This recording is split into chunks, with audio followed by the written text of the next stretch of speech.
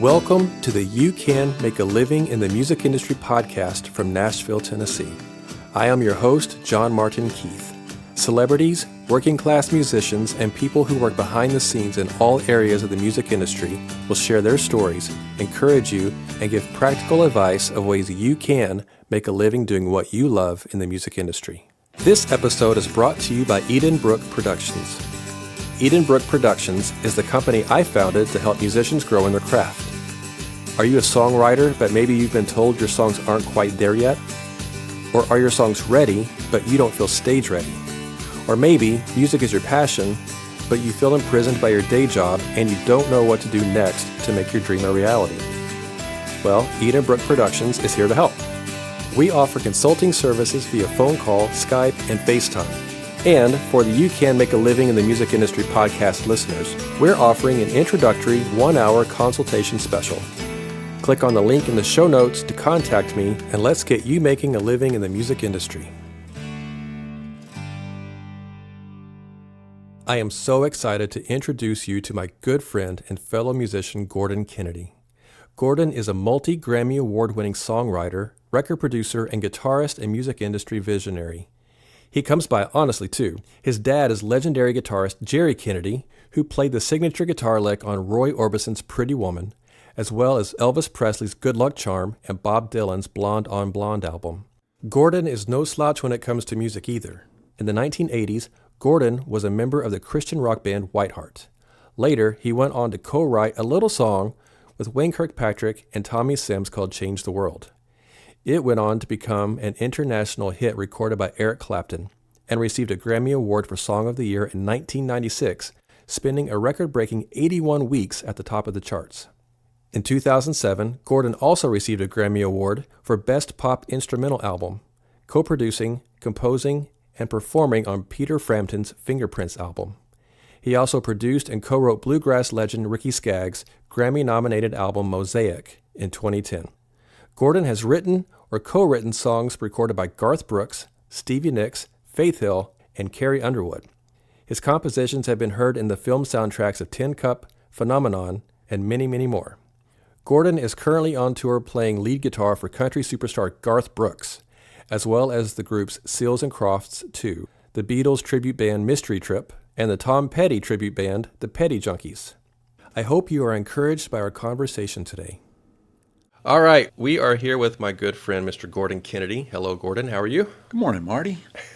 Good to see you. Good to have you over. Thank you. Thank you for letting me come to your amazing studio with all these amazing plaques and albums on the walls, and it's incredible to get to just hang out and spend time with you. And you and I have known each other for about, I think, 5 years now, roughly. I met you with Brady Seals doing the Music City Pickers live events over at the factory. Yeah. And I was running sound for those events, and that's how you and I got to know each other. One of the biggest compliments I've ever gotten was from you, like 2 months ago when we played at this event together. Yeah. We were just talking about before we started recording the songwriter night thing that we played, and you had asked me if I was running sound. I think you asked if I was going to run sound for you or something. I was like, I don't know if I trust anybody else to run sound for me after you've done it, these other things. And I thought, man, that is the biggest compliment, because knowing all the things that you've done over your career, just for you to say that to me was a huge compliment. So I'm grateful for that, and that's just my own personal little thing to throw in there. But very cool. Well, no, I meant it. Yeah, and I appreciate it very much. So I want us to talk about, there's lots of things to talk about. This could easily be a 4-part episode just because of the depth of your career in your life. I'm old. Well, no, you're not old. You're experienced. Yes. And you've done tons and tons of things. But we can't make a 4-part episode, unfortunately. So I want to try to contain it a little bit and just briefly talk about your history of how you grew up in the music business, because you come from music royalty, we'll say. I would say that. But just talk about a little bit of where you came from and how you got into music to begin with. I am a second-generation music person behind actually both my father and mother, who, that's how they met, was music. My dad had, and I'll try to go through this as quickly as I can, He got his first guitar lesson when he was 9 years old. And his dad, who took him to get the lesson, who was a deputy sheriff, and I'm named after him, Gordon Kennedy. Shreveport, Caddo Parish, Shreveport, Louisiana. Took my dad on a Friday to get his first guitar lesson. And my dad goes to see a man named Tillman Franks to get that first lesson. He learns how to play a song called How Far Is Heaven. And Monday is when my grandfather died. Okay. So he set my dad on the path he'd be on, from that point, just 3 days before he left this world. And by the time my dad was 12, he had a record deal as an artist on RCA Victor. At 12 years old? 12 years old. Chet Atkins played on that first session, which freaked my dad out, going into the studio and seeing Chet Atkins. And anyway, he would become sort of a regular on the Louisiana Hayride, big show in Shreveport. And at some point in his teens, hey, to my dad, Jerry, you should do a duet with this girl named Linda Brannon, a singer. She's on Ram Records in Shreveport. And they put them together to do a song together, a duet. They do "Who Wears Short Shorts" on the Louisiana Hayride. And it goes over really well. I think they get asked to do that again at some point. And at some point, he thinks to ask my mom out. And they get married at 17, have me at 19, moved to Nashville when I was a year old. And Dad's, been talked into moving to Nashville to see if the music business is for him. You got to go to Nashville. So he came here. I think he was going to give up after 2 weeks, gave it the big 2 weeks, before saying, we're homesick, let's move back to Shreveport. And they'd made that decision to do that when Shelby Singleton, who had talked him into coming to Nashville in the first place, had just returned from a trip from Chicago where Mercury Records, the home office, was, and said they're going to open an office in Nashville. They want me to run it. And to my dad, Jerry, I want you to be my number 2 guy. Pay $70 a week. And the rent on the house they were in was $75 a month. So that enabled him to stay in Nashville. So we stayed in Nashville, and so I watched my dad as I was growing up. That's the environment that I was, immersed in. That's all I knew. I'd come in from the car into the basement in our home, and there would be amps and guitars, and there was an upright piano up against the wall, and there was a jukebox. I tell people my first record player was a Seaberg 100 jukebox that played 45s. And I just devoured constantly music, the 45s that were on that thing, and then sitting with my family and watching the reel-to-reel tape machine for years as a family. Whatever my dad was bringing home, the freshest thing he'd produced that in the studio that day. So I was hearing Roger Miller sessions and Jerry Lee Lewis, his country catalog. Dad produced that. And then, of course, he was a session player, too. He played on Orbison, Elvis, and Tammy Wynette, Bob Dylan, Ringo Starr, Leroy Van Dyke, and on and on and on and on and on. And then he, like it said, at some point he ran Mercury Records himself. Started when he was 24 years old. Wow. He signed Roger to Mercury and produced King of the Road and all of Roger's big records that he did. So this was just the house that I grew up in, and I just never wanted to do anything else. I remember playing the jukebox and sitting there and with my eyes closed, even as a 6-year-old kid, just dreaming about doing this myself, I want to make music like my dad. And so that's how I grew up. At some point in my high school years, and I'd done the proverbial harmony guitar for Christmas, my dad's a guitar player, so me and Brian got a couple of silver tones, for Christmas one year. And Brian was so young that he didn't even know how to put the guitar back in the case properly. He had the neck in the bottom end of the case, and couldn't figure out why it wouldn't fit. We were young to get guitars, but so those guitars always wound up in the closet with the other toys, But when I turned 15, my dad gave me a Fender Telecaster for Christmas, and that was it for me. No looking back. That's when I knew I'm going to be holding one of these forever. And that's when I got serious about it. I went to high school with a friend named Dan Huff, who is a world-class guitar player, and he's producing, so many of the great artists that are in Nashville making records these days. And that was the guy that kind of pushed me through those high school years, and would even be the guy that would call me to ask me to substitute for him at some point. We're out of college, and he's in a Christian band called Whiteheart. Made 2 albums with the group, and he calls me in the summer of '84, would you sub for me for 3 shows? I want to go to LA to do some sessions. I said, okay. And then I quit the band 6 years later. He never came back, and they asked me to stay. Yeah. So I did that for 6 years. Well, I mean, that's, how I met my wife, and it was also how I met Tommy Sims, Yeah. So there's all kinds of a series of one-step things that lead to other one-steps that lead to things. And, so now I look back over my life and I see these things that have happened and can go back and draw to a single step, what it was that made all these other things that happened afterwards, which is kind of a life lesson kind of thing. But anyway, that's how I came up in music. When I was in Whiteheart, I got my first publishing deal as a writer because I was writing for the band. And I just needed a place for my songs. So my father had done a co-publishing agreement with, at the time it was called Welk Music, that became Polygram Music within a few years. And so my first publishing deal was with them. And I was just writing for the band. And then I would write a few songs for some other contemporary Christian artists.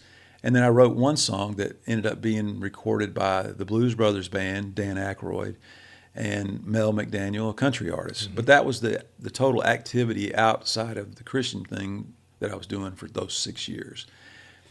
And that would lead me into, trying another publishing deal in '91, writing with Wayne Kirkpatrick, trying to get a record deal with a group then that never happened, but produced songs from those sessions that Garth would use 7 years later on the Chris Gaines project.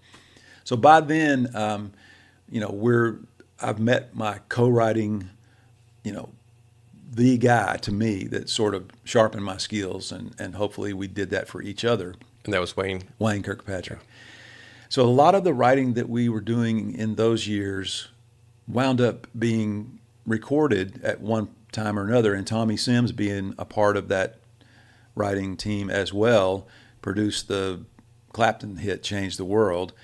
And at that point, we go to the Grammys and get the Song of the Year. We've got artists that we sit around thinking, how can we get a song to Bonnie Raitt? And now, all of a sudden, Bonnie Raitt's calling us. Right. So, I mean, it's, again, I go back to Dan Huff asking me, will you sub for me for these 3 shows in the summer of '84? If I had said, no, I can't do it, or not interested, or don't have time, that Change the World thing doesn't happen, because Tommy and I wound up in the band together in 1987, that Christian rock band Whiteheart. Right. So there are so many things that I could go back, like I said, and if you take away this one event, then so many things that follow don't happen. So it's worth noting that, along the way, and I've heard Ricky Skaggs address young people saying, I think you should, because most kids coming out of college want to know what their 2-year plan should be and their 5-year plan. And he said, I really think that, we're supposed to pray about and do our due diligence and till you get a piece about what's the next one step to take. And then when you take the one step, then guess what you do? You do the same thing again. Mm-hmm. So, and I agree with that. I've seen that, come to fruition in my life over and over, where sometimes it's just one step that is all that matters, Yeah. And don't get too bent out of shape over, needing a long-term plan. Sure. So real quick, I want to back up just for a minute. Mm-hmm. So the audience knows your dad is Jerry Kennedy. Right. And he played guitar, the main guitar lick on Pretty Woman. Everybody knows that. Yeah. He's the electric guitar on Stand By Your Man, Tammy Wynette. He's the dobro on Harper Valley PTA, all that lead dobro stuff, fretted dobro. He's on Elvis' Good Luck Charm. Yep. And like I mentioned, he was on the Bob Dylan Blonde on Blonde double album. Right. And Ringo's Bukus of Blues. Yeah. So people listening to this episode need to go check out Jerry Kennedy and look up some of those song titles, and to be familiar, people know his work and may not know who he is. So, and he is your dad. I'll throw in one title that they need to YouTube or get the record of. Charlie Rich, Life Has Its Little Ups and Downs.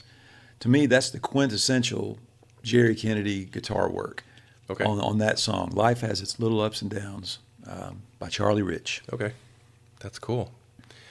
So fast forwarding a little bit, talking about Dan Huff.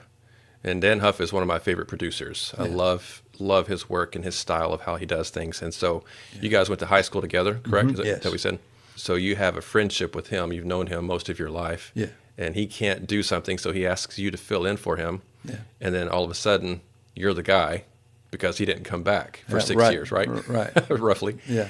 And so that's opening all of these new doors for you that never would have otherwise. Right. Possibly. I mean, it probably would have done something in a different form. You know, I'm sure you would have still gone forward and done incredible things, but it would be interview different. would be altered somewhat. Yeah. On a lot of levels, yeah. You know, I always talk about relationships with people in this business and in this town. Everything comes back to relationships for the most part, even more so than talent. You have to have talent, obviously, but the people you know and the people you trust and those types of things really sort of determine the trajectory of someone's career, possibly because of the trust that you've built with someone else that is a higher up, is further down the road than you. You know, just even with you and me, getting to do things that I've done with you is because we built a relationship a few years ago, and I didn't walk up to you and say, hey, my name is John Martin Keith, and I love your work, and can you help me do this or that? You know, didn't have anything to do with that, but you saw my work ethic, I think. Yeah. I hope. And what I was doing there in the back row of that 115-degree room at the top there. Yeah. And saw that I was passionate about what I was doing and that I wanted to serve you guys and make you sound as good as I could get you to sound in that environment for the audience. And I was so grateful for that opportunity, and just to get to talk to you afterwards and get to know you and your story a little bit and build that friendship with you. Then I think that's helped open up some doors unintentionally, you know, but I'm so grateful for that, you know, so I appreciate that. You're a huge producer here in town. You've played on so many records. And again, I know it comes back to there's little stepping stones here and there that have worked your way into that. So you said you wrote songs for the publishing company. Yeah. So it was a Polygram at the time that you were writing for them? When I first signed my first deal, it was called Welk Music Group, which was Lawrence Welk. Okay. Oh, wow. And it was a West Coast-based publishing company, and they had a Nashville office, but it got bought at some point and became Polygram Music, which is now Universal Music Publishing Company. Okay. So a good majority of my catalog is under the Universal umbrella now.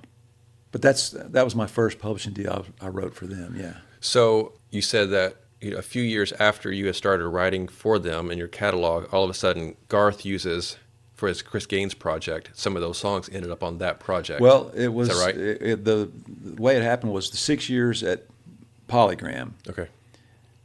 At some point, I decided, I wonder if there's somewhere else I need to be as a writer.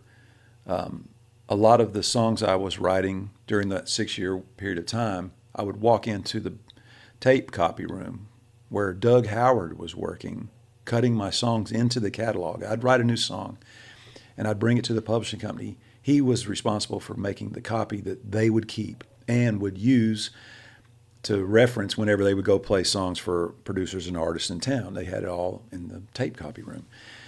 So at the 5th year that I'm at my first publishing company deal, Doug leaves to go to law school. And I find some of this out after the fact.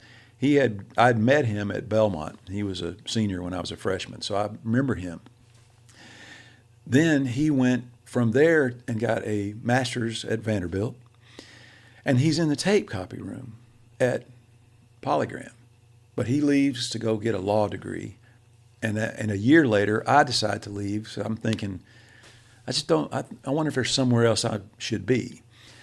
So a year later finds me getting a deal with MCA Music Publishing Company from Los Angeles, a guy named Leeds Levy. signs me, and I get a production budget to go into the studio and make recordings to try to get a deal. And that's me and Wayne Kirkpatrick at this point are going to try to get a record deal.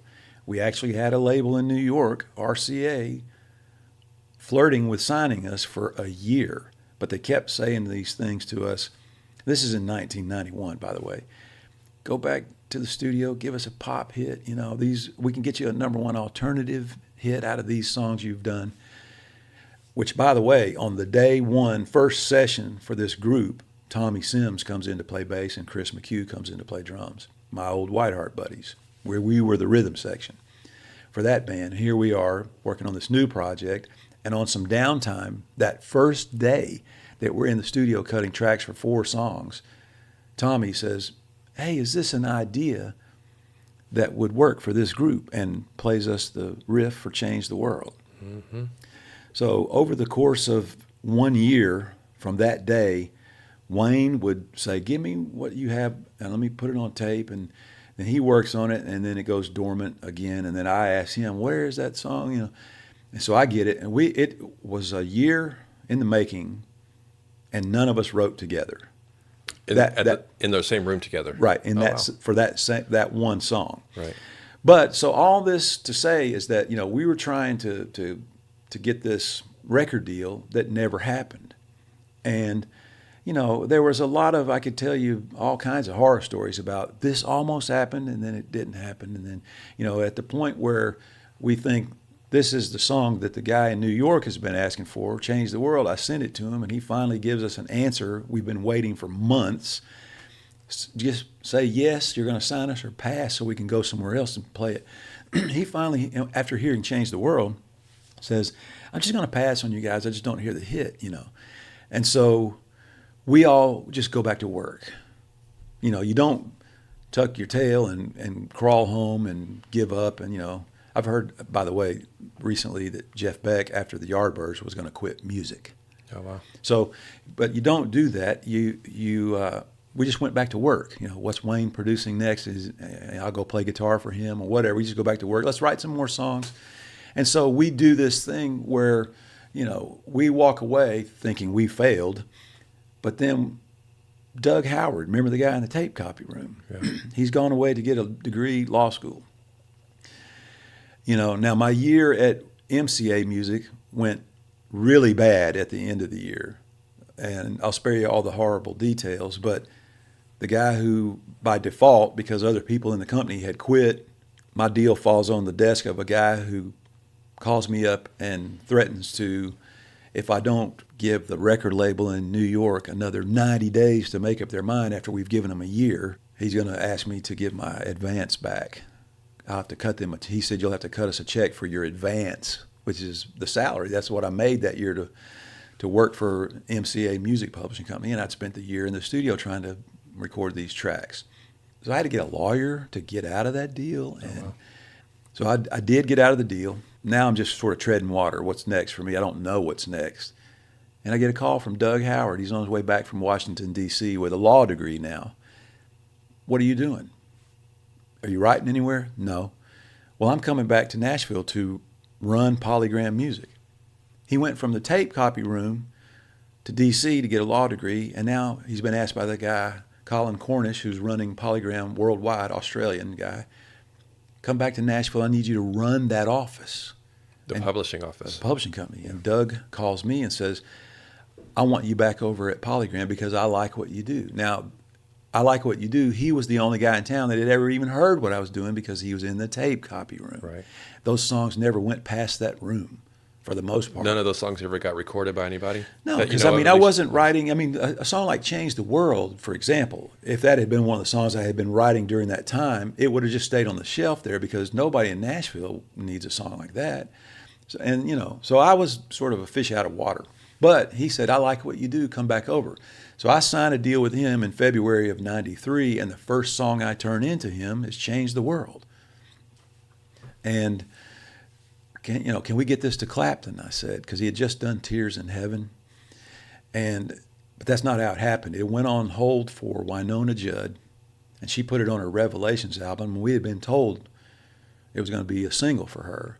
And then when the album finally came out, 2.5 years after it had started, the album finally comes out and they put out all these singles, 3 singles, and none of them are ours. And I see Tony Brown down on Music Row, producer for that album, said Curb's telling her they're not going to single that song, that it's just the radio will never play that song. So once again, we're being told, and in essence, we're walking away going, we failed again, but you just go back to work. And then the summer of 96, I'm in the studio with Tommy doing a session, and he gives me that, by the way, GK, he said, we're getting another cut on Change the World. I said, really? Who? He said, Eric Clapton. That's the one you wanted. But that's not how it happened, but it happened, Yeah. And it's going to be in a movie, he said. It's going to be the single from the soundtrack and all this stuff, and then bam. So that event caused me and Wayne and Tommy to start getting calls from people about, would you write us a song? Bonnie Raitt, would you write us a song? She was sitting on the front row at the Grammys, and I passed her on the way up to the podium, Yeah. and couldn't dream in a million years that person would ever seek us out for a song. And we've now, Wayne and I, and Tommy's on some of them, and Wayne and I at least are like 4 out of her last 5 singles, and still writing hopefully for her next project again, So, I mean, that's kind of the arc of my publishing company life. I mean, at some point it doesn't make sense to do a publishing deal these days because publishing companies, they can't really pay. In fact, they're embarrassed to offer what they're able to offer these days to a seasoned writer. They just, because the game has changed so much. If people don't buy music, then you see these draws that publishing companies give writers kind of just diminish to the point of where they'd rather not offer me a deal than offer the kind of deal they can these days. Yeah. I want to go into publishing as an artist trying to get a publishing deal. If you go to in the 80s, you went to a publishing company and said, I've just joined this band that makes records on a label.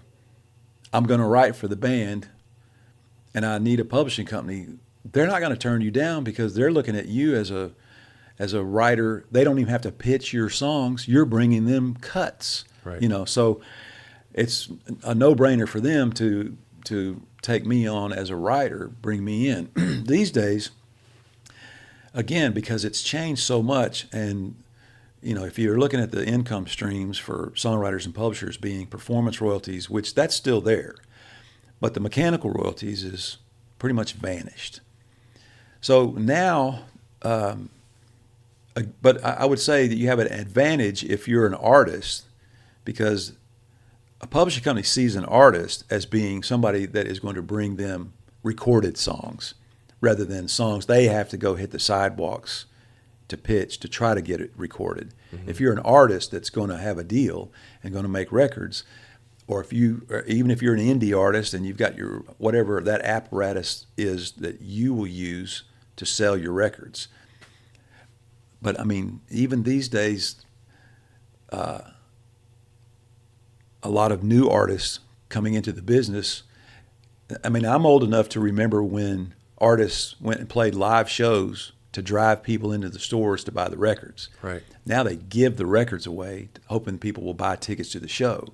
Well, the publishers and the writers don't get a piece of the show, So, but for a publishing company sitting there, and who do I want to sign as a writer? Well, if you're an artist, I would think that would give you an advantage if you are an artist with potential to do something. If you're a writer coming in that is not interested in being an artist, you're just a writer, then it's going to fall primarily on, let me hear your songs. Mm-hmm.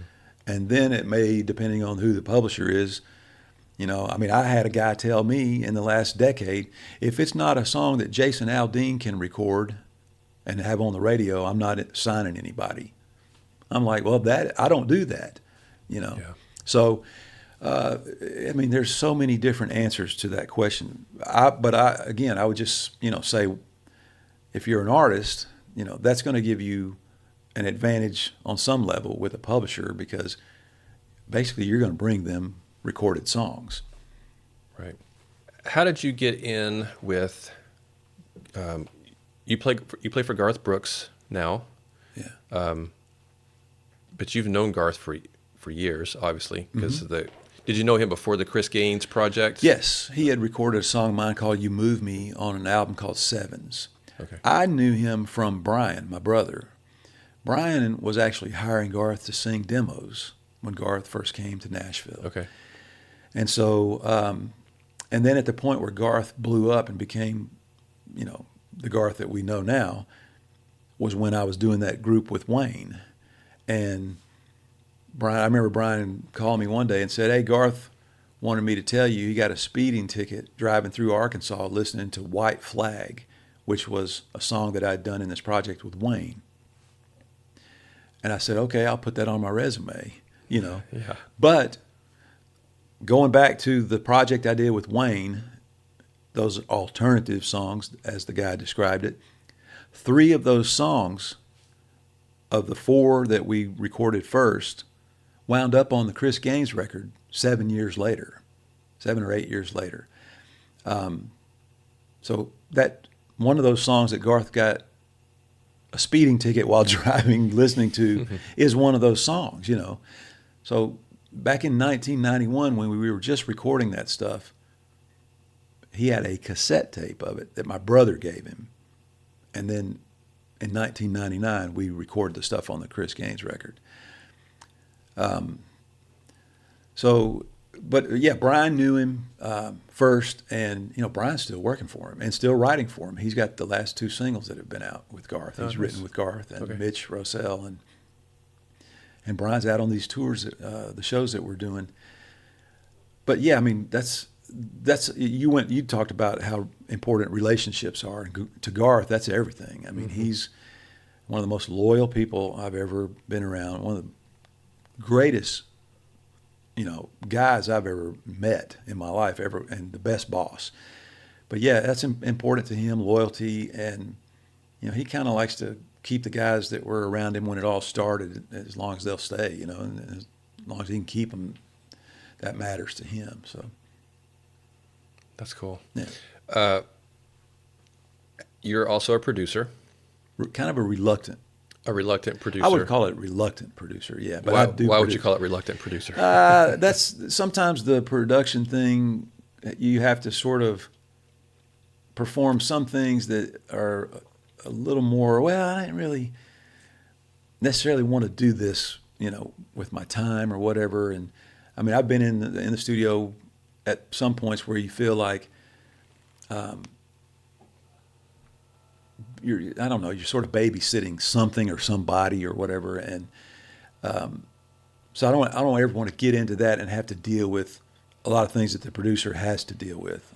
If you're a player on a project, you go home after the track is over, but the producer stays and the engineer stays. So it's just sometimes it's a matter of just more time that I want to surrender, for something. But then there's an example like the Ricky Skaggs Mosaic record, where if that had been a project that we started and never left the studio ever working on, I would be the happiest guy in the world. That was, to me, just the finest, One thing I say about being a songwriter is at some point it will inevitably allow you to do everything else you know how to do. So as a result of writing songs, I've been called to come sing these background vocals that were on the demo. Come sing that. I did that on Change the World for Winona, sang on her record. Or in the case of Peter Frampton, I went from writing songs with him to going on stage and playing live, and then working on records with him and co-producing with him. Same thing with Ricky Skaggs. I loved Ricky Skaggs' music all my life. I went to the studio on the day that he went to sing a duet part with Reba McEntire on a record my dad was producing, and I thought, I'm going to watch this guy because I loved his Skaggs and Rice album, and then dreamed for years, man, if I just would get one song recorded by that guy, I would be a happy man. And then he and Bruce Hornsby recorded a song. Well, he called me about that track that he did with Hornsby. He said, could you get your dad's dobro, the Harper Valley PTA guitar, and bring it down to the studio for the solo on that song, Come On Out, it's called. And I thought he wanted to borrow it. So I took it down there and handed it to him. He goes, no, I want you to play it. And I'm like, no, I'll caddy for you. I brought it for you to play, and I'm not going to get on that side of the glass from you in the studio. And he goes, no, I want you to play what you did on the demo. So that, getting to go do that with Ricky Skaggs was like, oh my gosh, But you had developed a relationship, Yeah. right? A friendship with him and a trust again. Well, and this is where it was really forged for the first time. I mean, I was nervous to go into the studio with him. I had so much respect and still do for his gifts. And I mean, just unbelievable musician. I mean, he was over here yesterday, and just there's something instant about when he picks up anything with strings on it, Oh, yeah. It's there. That's amazing. So, but yeah, it was a relationship. And then that would, of course, cause for a couple of years later, you got any songs for this Ricky's next record? I was asked by a guy that works out at his studio, Lee Groich. And, as a writer, there's only one answer to that. Oh, yeah, yeah. So I started putting together some CD of a bunch of songs thinking, what do I have that could be persuaded bluegrass if he decides he likes the song enough? And then just on a lark, I put these first 3 songs that I sort of had in the back of my mind might be for a follow-up record to a Dogs of Peace record I did with Jimmy Lee Sloas it's over 20 years ago now. And I said, I just kind of want him to know where my heart's at these days. So I put these first 3 songs on there, sort of like, Dear Ricky, This Is Me, and then songs 4 through 12 or whatever are songs that I really mean for you to listen to for your project. And he chose the first 3 songs. Mm-hmm. And I said, how are you going to do these bluegrass? Not going to do them like your demo. I need you to come produce the record with me. So the Mosaic album happened once again as a result of a relationship that had been there.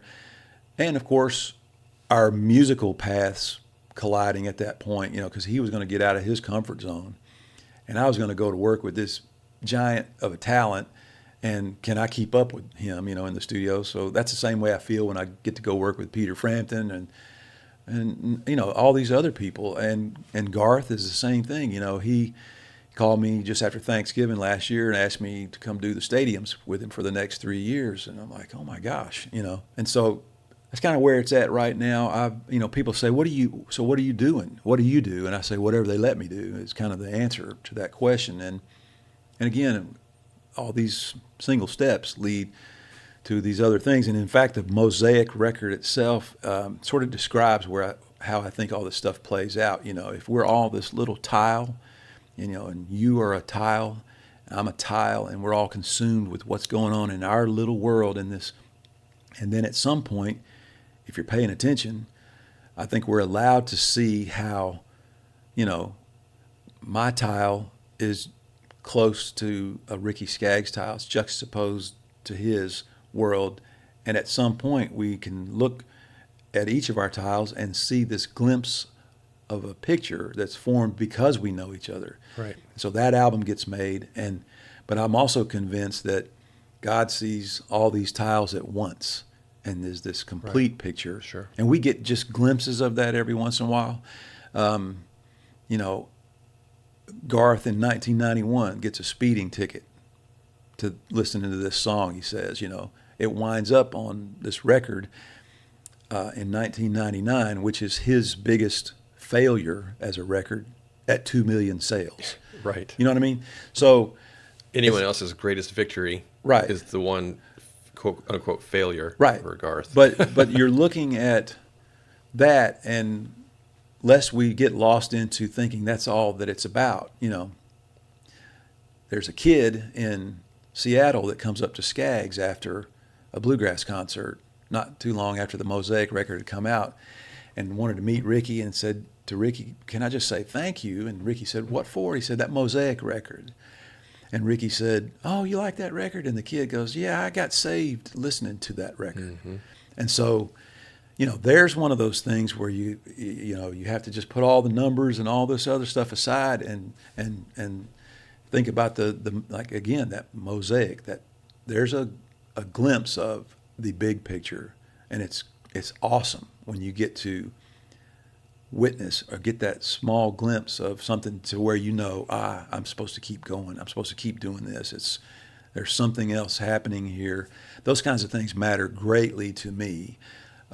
Not whether or not I have a publishing deal at the moment. I've had a publishing deal, and I've got one. I just started with Bobby Reimer and Writer's Den Music. Not because I think a publishing company is going to light this big fire and go out and make this big bang in the world for my sake or whatever. But it's about relationships. And I know Bobby, and I like having somebody to hear a song when it's new, to give me some feedback. And so it matters it needs to matter on some level, and that matters on a level to me that warranted, my investigating doing another publishing deal. But I'd been without a publisher for 9 years at the point where I did something with Bobby.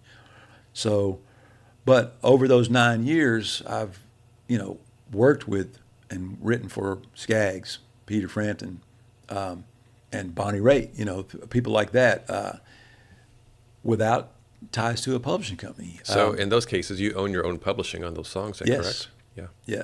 And what's the advantage for someone who's looking to get a publishing deal? What's the advantage to having a publishing deal as opposed to the advantage of being self-published? Well, there's the percentage. Obviously, if you have a publishing company that you write for, they're either going to be 50% of that entity that is a song. There's a writer's share and the publisher's share. Mm-hmm. If a publisher signs you and it's not a co-publishing deal, they have the 50%, which is the publisher's share. If you're an established writer or for some reason or other have enough leverage that you can negotiate a co-publishing deal, then that's negotiable. So in the event that I've had a co-publishing deal in the past, it would be I would have 50% the writer's share, but on the publisher's side, I would have 50% of that. So now I am 3/4 of the song rather than half. Right. Because I've split the publishing with somebody. And those, like I said, it's all negotiable. You could have less or more of the publishing side, Mm-hmm. But the advantage to having a publisher sometimes is having something in place to monitor what you're doing. First of all, if you're self-published, then you need to make sure you know how to do that and to monitor sales, income, all these different things that are happening that the publishing companies are set up to do.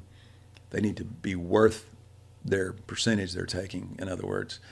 But obviously, if you're an in-demand writer with some big name acts or whatever that sell records or get a lot of airplay, and you can publish your own stuff, then you're just making more money at that point, of any monies that are being made. Right. So if you're self-published and you're trying to get your songs, if you're just a writer, let's say, and you're wanting to get your songs out to artists that are on the radio, you have to be able to pitch those songs. You have to plug them, right? Yeah. So as being a self-published writer, how do you approach an artist that you're wanting to pitch a song to? Like, you can't just call up the artist, right? Right? So how do you do that as a self-published writer? Even when I wrote for Polygram, I've seen the person walk in off the street with a briefcase full of songs, and the answer was, we don't listen to or take any outside material. Or there are record companies that say the same thing. Mm-hmm. We don't listen to outside material or unpublished material, And then so there they have to go to the publisher, and so it's at some point it becomes somewhat of a referral thing, And here's the reason why I learned years ago that people wouldn't just let somebody walk in off the street and leave a sack full of songs, is because that person will call back later and say, you stole my song. So if a song came to an A&R person at a record label with no publisher, or just in a manila envelope or whatever, they don't even open it. Because people have done that ruse in the past where they'll send a song to RCA, and then later so-and-so on RCA's got a song out, and then they'll say, that's my song, you stole my song or whatever. Right. So I know there's a little bit of that to be on guard for. But yeah, if you're a self-published person, are you set up to go and make those you know, pitch meetings? Are you on their radar to the point of where you can call that A&R person and say, I've got songs for your artist so and so, and can we get together and listen? You know.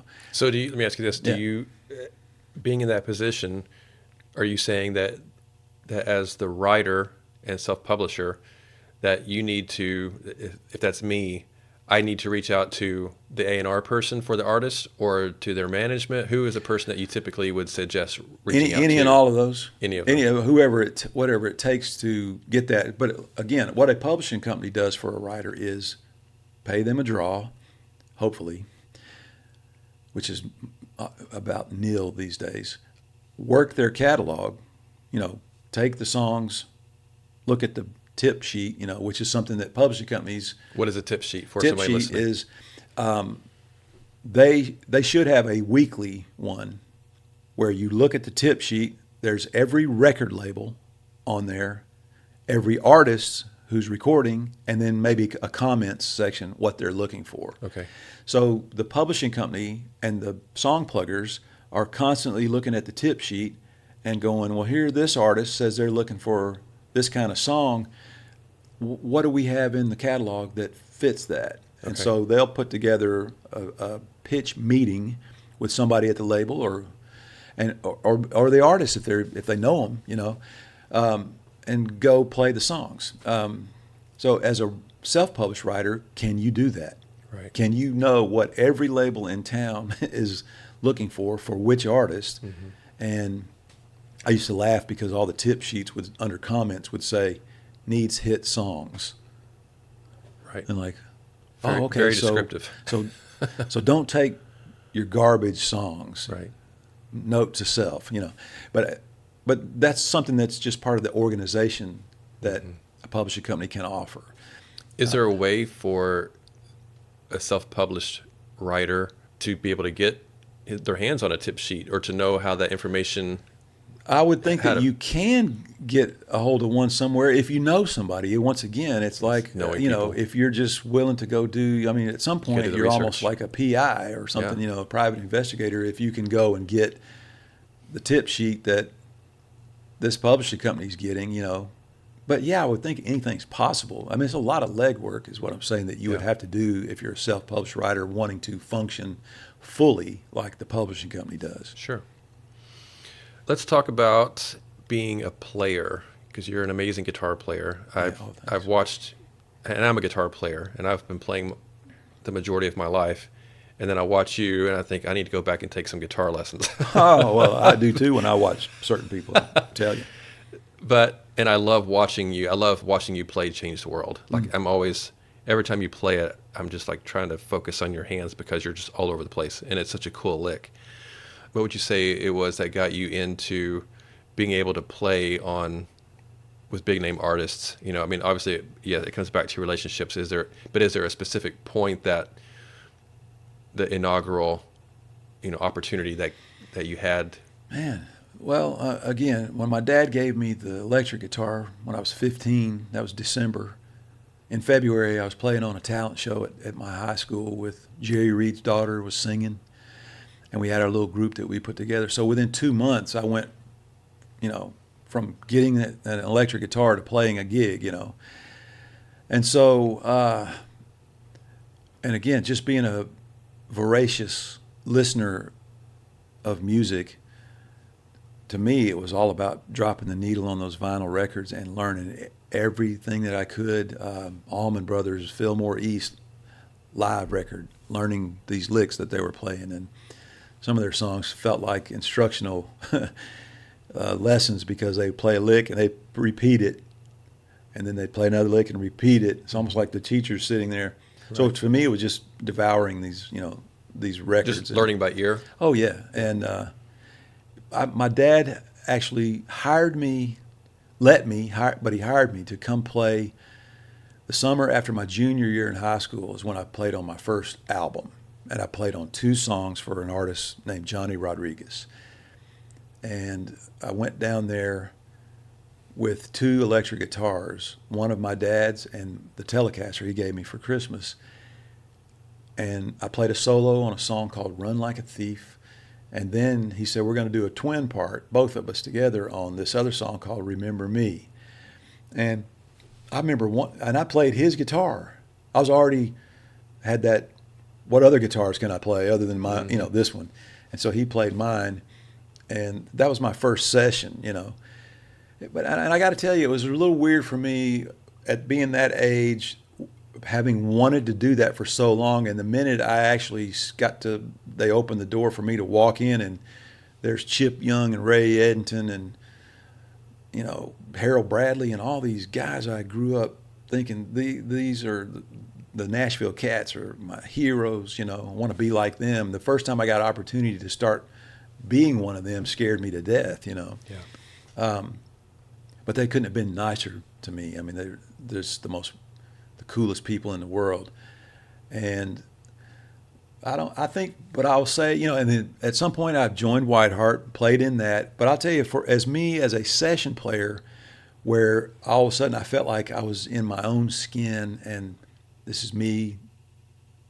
And most, my most comfortable setting was the first Susan Ashton album that I played on that Wayne Kirkpatrick produced. Susan Ashton. That was, Wayne would put these songs up, and I wouldn't have to think, oh, gee, what hat am I going to wear for this song, or what? It was me in my most natural state was playing the stuff on that album. And so I ended up playing on her first four albums, and sort of felt like, this is me.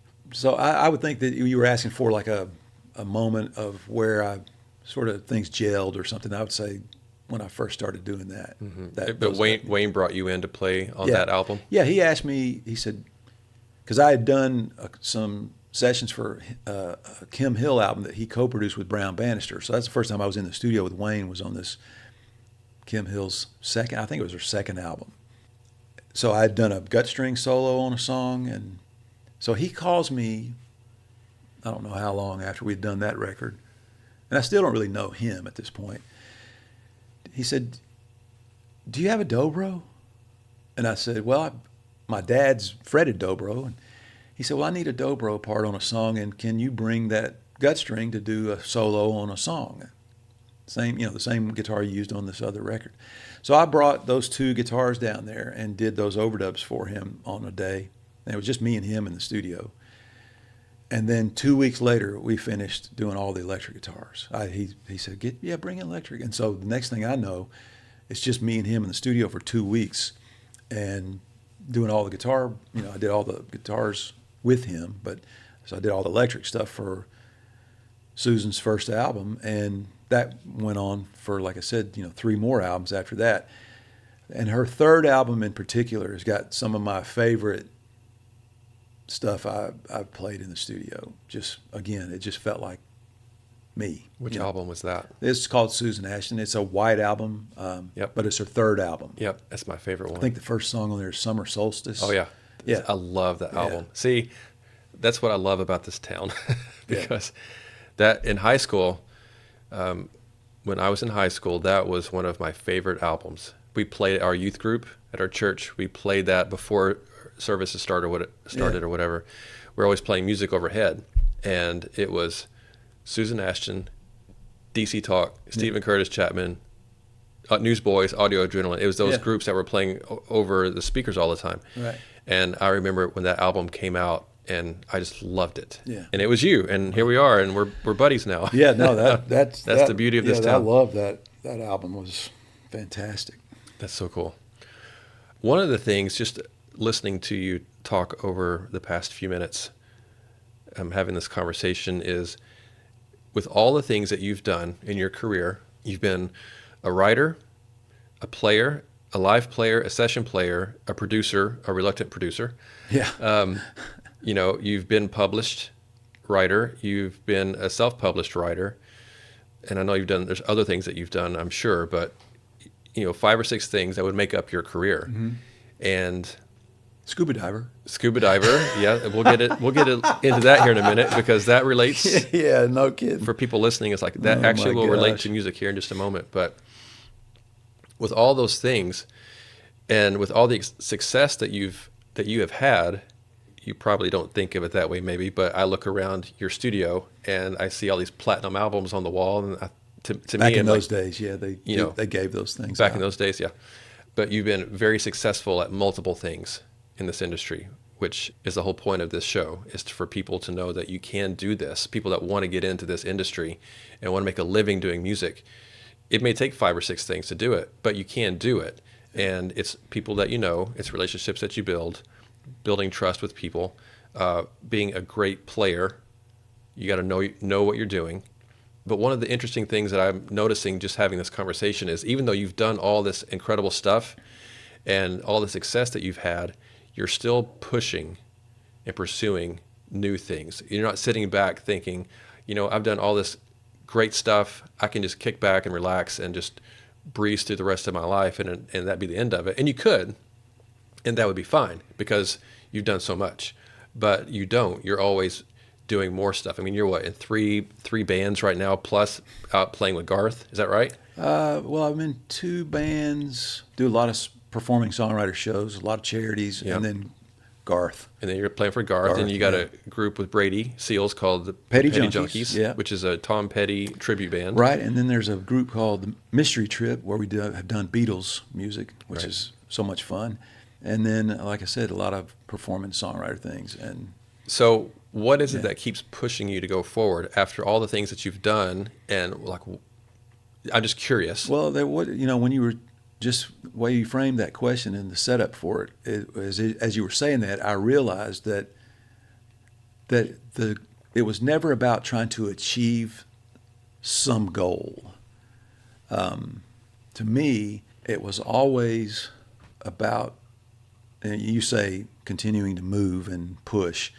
It was never pushing to sell records or pushing to do this and that. I think, and I'll share with you a phrase that I shared with the Belmont students here recently at a convocation.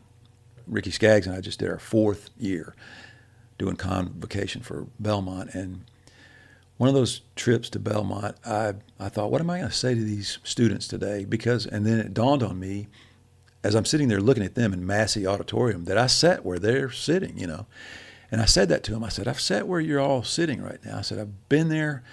You're probably thinking, what am I doing here? What's being accomplished with my being here? What are my goals? I said, do you want to be rich, famous? You want to be a star? I said, that's all well and good.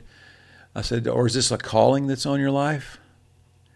And I said, for me, I realized years ago that this is a calling that is on my life. And I followed that up with saying, have you ever heard the phrase, God doesn't call the equipped, God equips the called? Mm-hmm. I said, because I answered that call years ago, and to me, if somebody said, how do you know what was I would say, well, for instance, Dan Huff called me and said, can you sub 3 shows for me so I can go to LA to play some sessions, Christian rock band? And he never came back, and I stayed.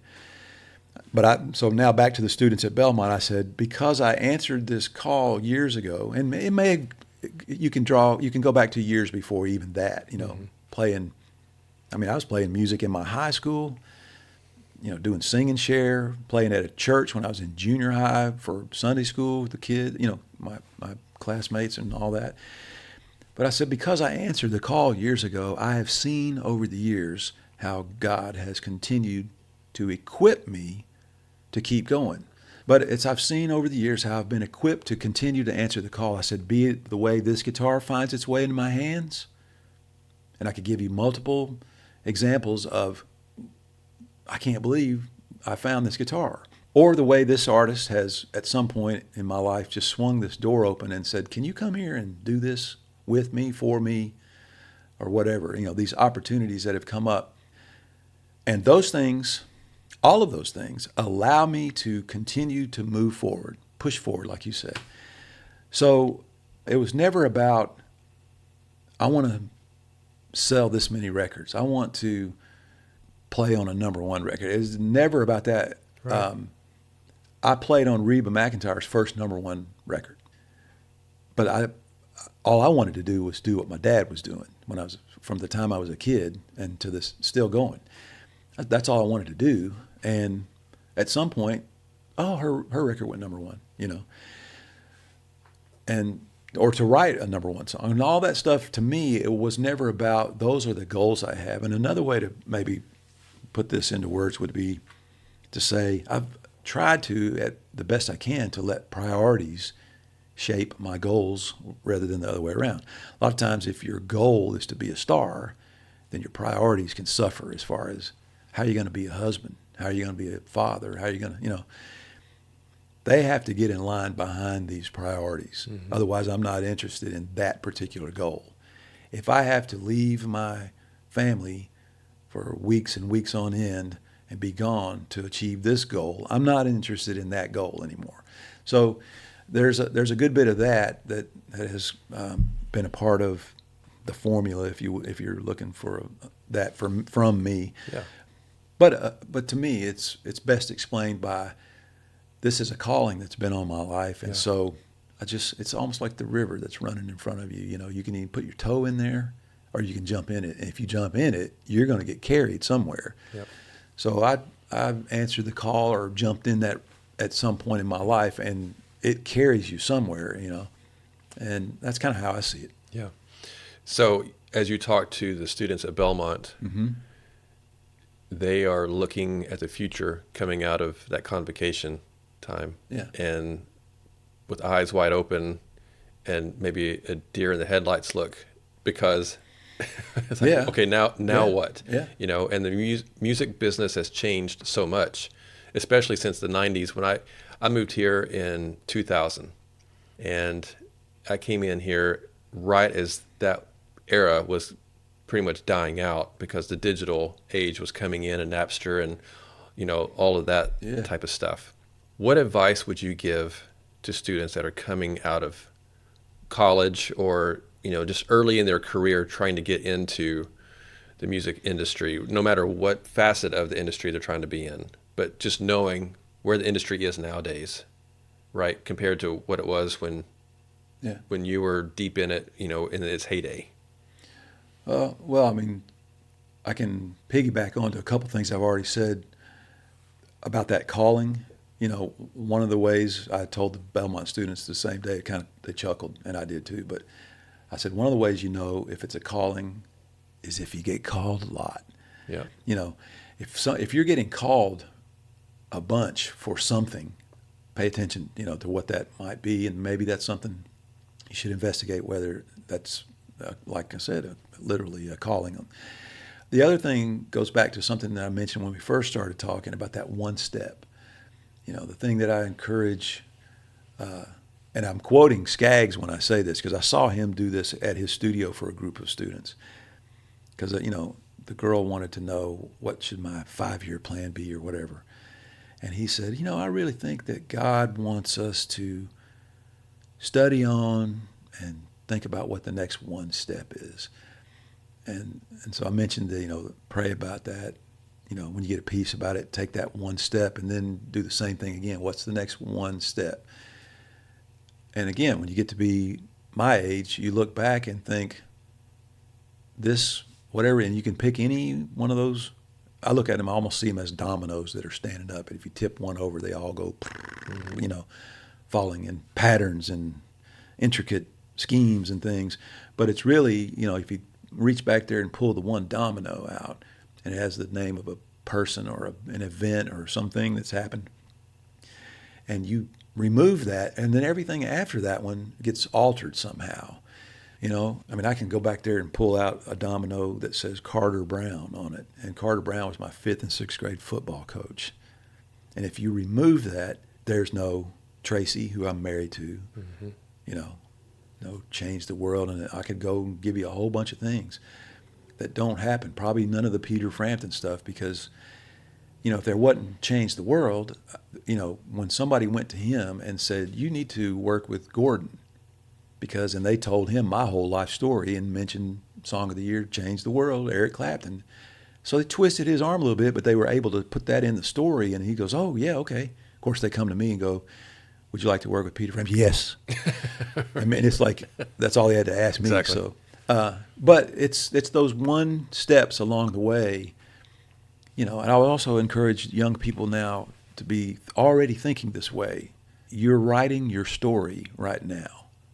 Your personal story, you're writing it right now. So if you're doing everything kind of half rear-ended, thinking I'll concentrate or I'll focus later and all that kind of stuff, you're writing your story now. And so be aware of that. But everything matters. From whenever you start thinking about it, everything matters, And again, if it's a calling, I think there'll be some things that'll happen that you'll notice to keep you pulling you into, and opportunities showing up, and things that'll happen that'll be a sign to you that this is where I'm supposed to be. If you find yourself trying to beat down a door, like break it down, maybe you're not supposed to be entering into that place or whatever. But if you see a door crack open, then swing open or whatever, pay attention to what that is, because that may be something that you're supposed to be looking, into doing. Mm-hmm. That's great advice. Thank you for sharing that. Let's go back real quick to, we were talking earlier about scuba diving and how that relates to music. So share this story of how scuba diving relates to music. Yeah, no, it's when we're out touring with Garth, and the great thing about working with Garth is that it's not working. It's fun. It's an adventure. Wouldn't call it work ever. But you kind of find yourself in the eye of the storm, so to speak, and the wind starts blowing this way or that way, and you get swept up in it. And at some point, he puts out a single called Dive Bar, which he wrote with Mitch and my brother Brian. And, we're out doing the shows, and I don't get to spend a ton of time with him because he's like in demand for every second of his day for something. And sometimes I feel like we just see him right before the show and on stage, and then where'd Batman go, But so Dive Bar is the new single, and in addition to the stadium shows, there's going to be a portion of the band that's going to go play dive bars.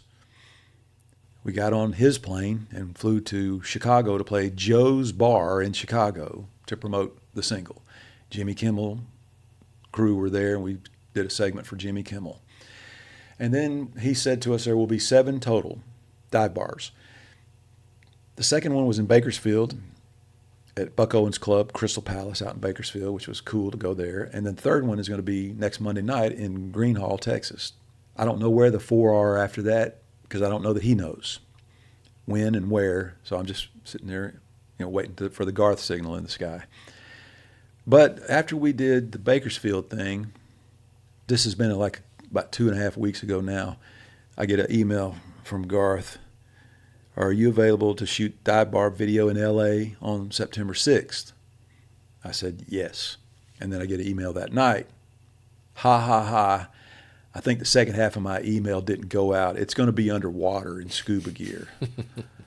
I'm like, okay, And so we all went to his house and jumped in the pool with his scuba. He dives.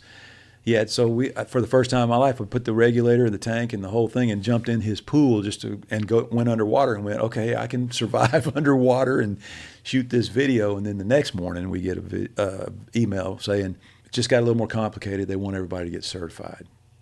So there was 3 of us that had to go. Out of the 4 guys that are going to go into the pool, the band is going to be shooting underwater. So, I spent a week training, diving, online tests, and doing all that stuff, training to shoot a music video, which we went and did in L.A.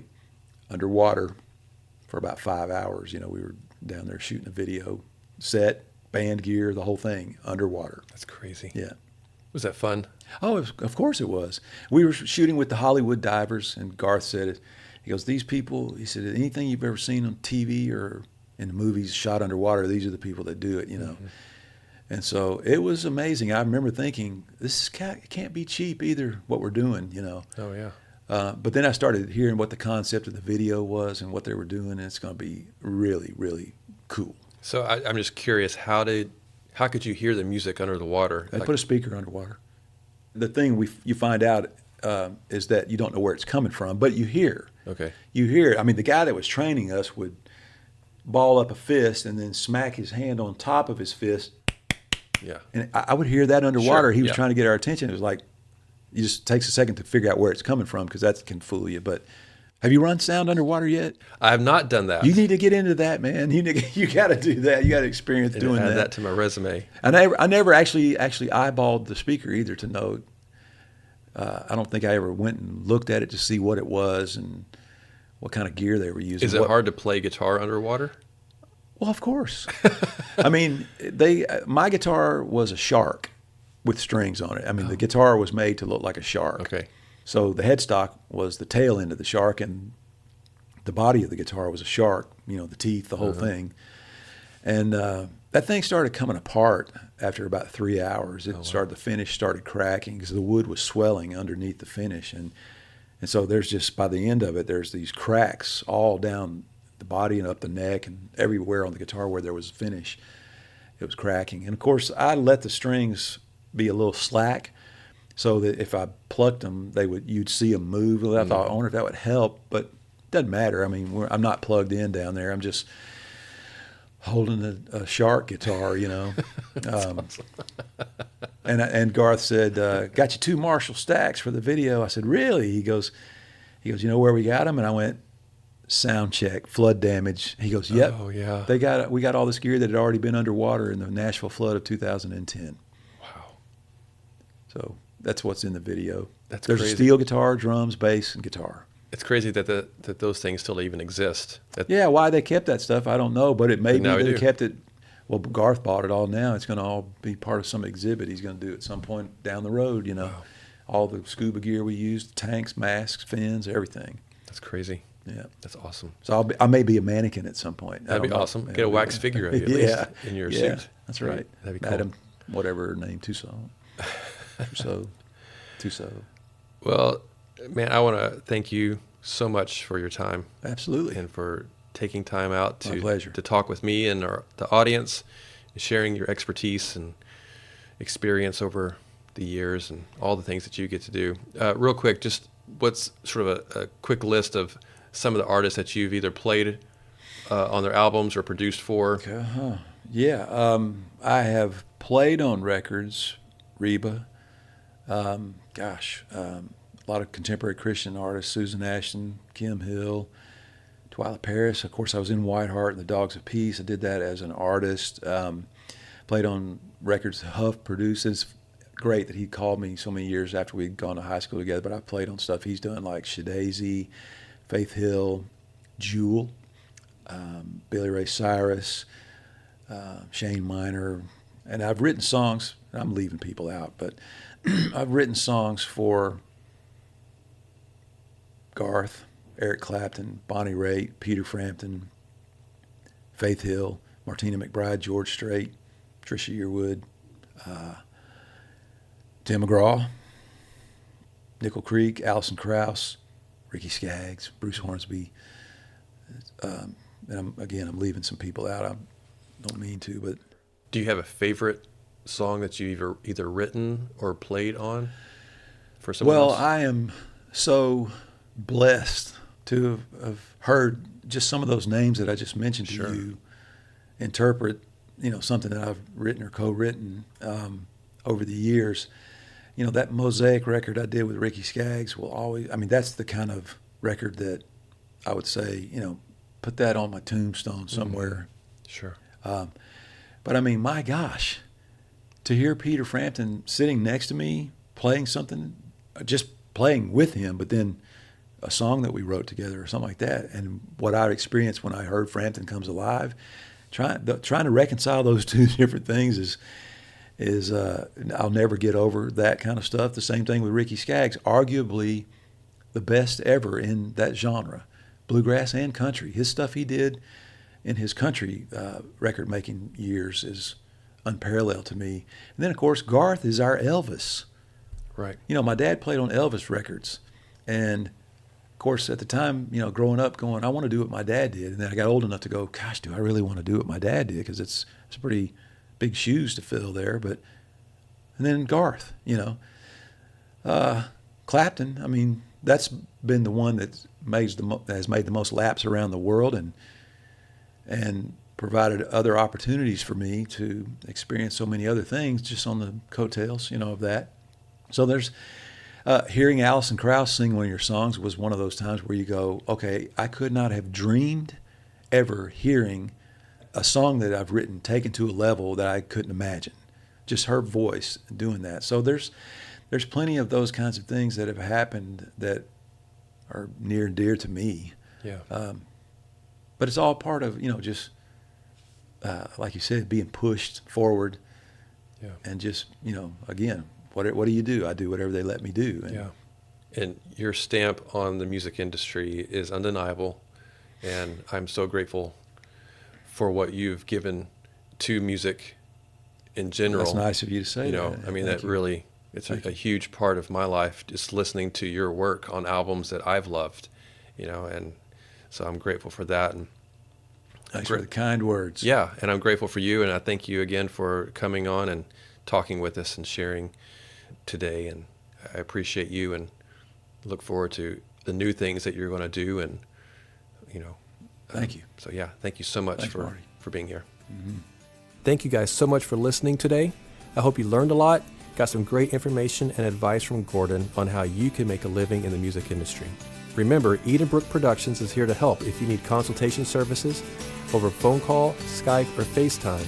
We would love to help you get started making a living doing music.